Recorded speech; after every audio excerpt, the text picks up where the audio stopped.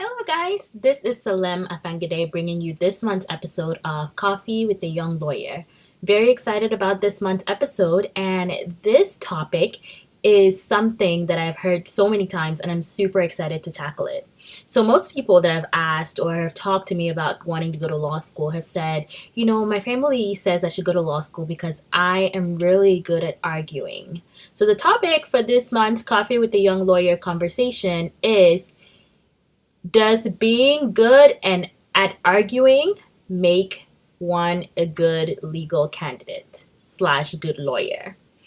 So, is all it takes to be a lawyer being really good at arguing? If you're really good at arguing, does that mean you will make a good lawyer? How does that translate? And if it doesn't, what are some other skills that you pick up in the process of law school that are beneficial and that help you have a good legal practice that is not just exclusive to arguing cases? So this came up for me because I was one of those people who just argued and argued and argued, and my dad was a lawyer, and so it was just natural that because I was very argumentative, I would be a lawyer. I would go to law school, and I kind of bought that, except after my first 6 months with the profession, I was burnt out by the courtroom. And it probably had to do with the fact that I went to about 70 court cases in 6 months. So I was full time on the cases, all over the state of Alabama, arguing cases, and I just got really burnt out within my first 6 months. And so it led me back to the drawing board because I always felt like my most valuable legal skill was the ability to argue and to be argumentative.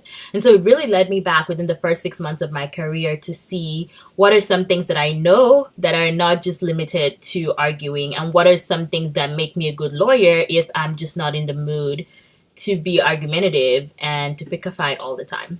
And I also felt like there was a change in my personality because I had taken on yoga at the time. And so I was just in general more calm, and I was more into mediating my cases than I was into fighting for a certain outcome that everybody wanted. And I knew that that wouldn't make me a good litigator. And so going back to the drawing board taught me a few things, a few other reasons, and a few other skills that one has that makes one a good lawyer that is not just limited to being good at arguing. So fret not if you are not a great argumentative person and you are also interested in a career in law, because there's so many other things that you have at your disposal that don't require you to be someone who loves to argue. Now, I still love to argue, but I just don't love to argue in a courtroom setting. Without further ado, I think I'm going to share about 4 or 5 things that I learned. Number one, if you like to learn and like to accumulate knowledge, law is for you, because law is the profession where you keep learning. And when you think you know, the rules change and you have to relearn all over again. And a lot of the knowledge that we have is very specific, very niche knowledge. And so you accumulate knowledge. So if you're someone who just loves to learn, loves to accumulate knowledge, loves to learn new things, you will absolutely find your place within the profession. The second thing is, if you like to be a resource for other people. I am very much of a connector. I like to learn about new things, not just for me, but so whenever my friends need anything, they can come to me and say, hey, I'm interested in this. And I always know someone who does that. And I've been able to translate that part of my personality into my profession because I'm a connector. I'm a resource person. And I think with the law, with how many connections we have to people in incredible positions of power, with the resources and the connections that we make through the process of law school and also through our networking opportunities, we're able to be resource people for others. We're able to be those points people that other people need and other people come to and they need resources. And so that's something that is a skill that I didn't realize was a skill until I was reevaluating my career path again, and just recognizing that, being a resource person, being a connector is a skill that really does help in the legal profession. The third thing, if you are an analytical, logical thinker, if you're someone who can just set aside feelings, set aside perspectives of different people, and just look at something through a particularly analytical and logical lens, then law is for you. You don't even have to be willing to argue your point. You just need to be able to set aside your persona, set aside the different lenses that you see things through, and just see it through a very objective, very abstract lens. That is not something that I'm great at. I tend to be a lot more instinctive, so I go with my gut a lot of times.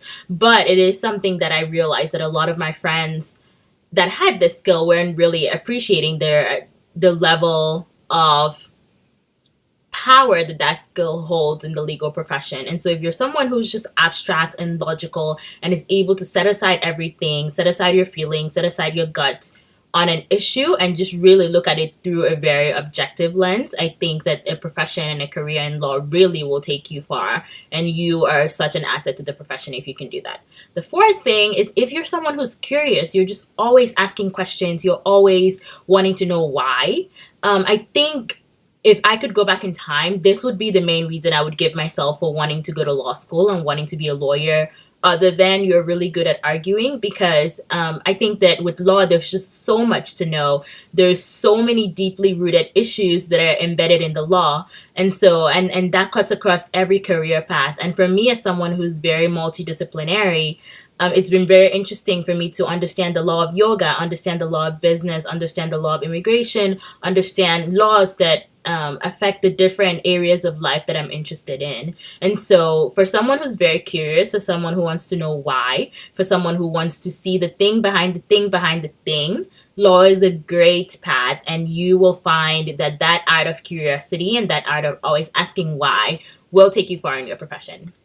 And the fifth thing is if you genuinely enjoy serving and helping people, but in a very exclusive capacity. I've noticed that for me, I've just always been someone who likes to help, but I've never really been someone who likes to help in the ways that everyone else likes to help. So I'm always looking for those unique areas, always looking for those unique things that people need that they may not know that they need, and serving them in that way. And so, like, that's a way that my personality is, as someone who just loves to help in an exclusive way, has really fit with the law. Because I all my friends know that I always find the most obscure ways to serve.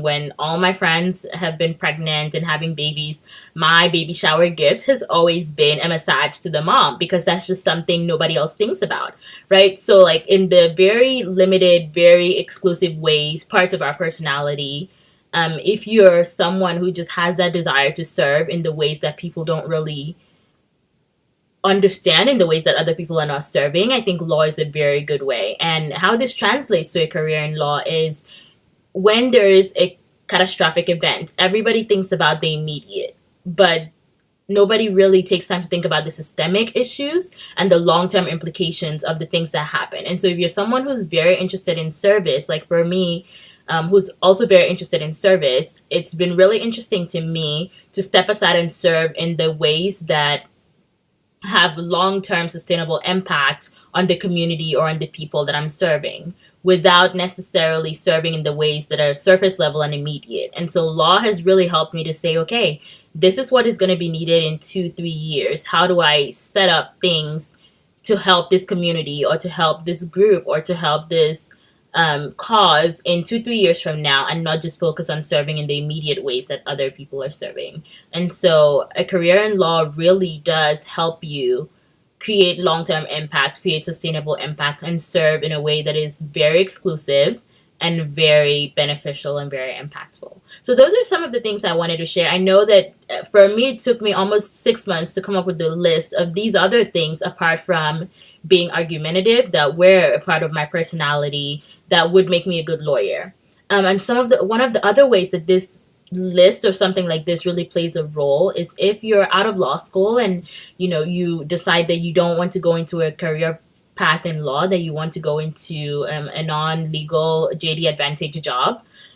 It really helps to sit down with your skill set and say, okay, what has the law taught me? What has 3 years of law school, taking the bar, what has that taught me? And how do I translate that into a job that's not necessarily legal, that may not understand and may not appreciate the classes I took in law school or the externship and internship experiences I had in law school? And so it's really good to just sit with your personality. This is a list of 5. You can definitely feel free to hone back into yourself and see what other skills do you have that have been shaped by the law, by your experiences in law, or shaped by your experiences in life, that really will make you a good lawyer, that are just underrated and not talked about as often as being a good arguer.